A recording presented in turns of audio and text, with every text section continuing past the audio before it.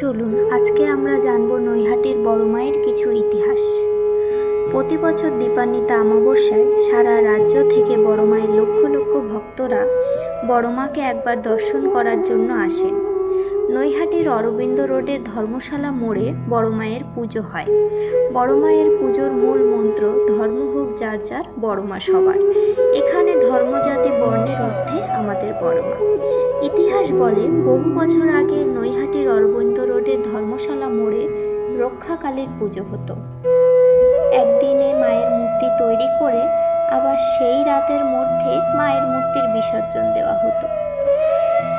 নৈহাটির ভবেশ চক্রবর্তী, গোদাই মোদক এবং তার কিছু বন্ধুরা একদিন নবদ্বীপে রাস দেখতে যান। সেখানে ভবেশ চক্রবর্তী রাধাকৃষ্ণের বিশাল যুগল প্রতিমা দেখে মনে মনে ভাবেন যে তিনিও নৈহাটিতে মায়ের এরকম সুবিশাল মূর্তি বানিয়ে পুজো শুরু করবেন।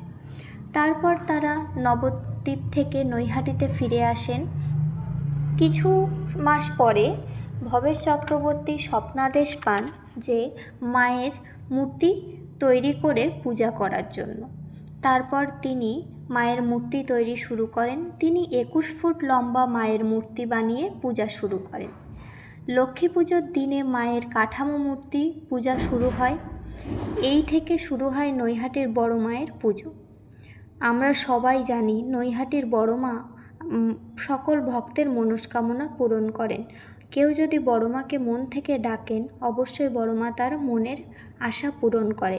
তাই সবাই মন থেকে বলুন, জয় বড় মার জয়।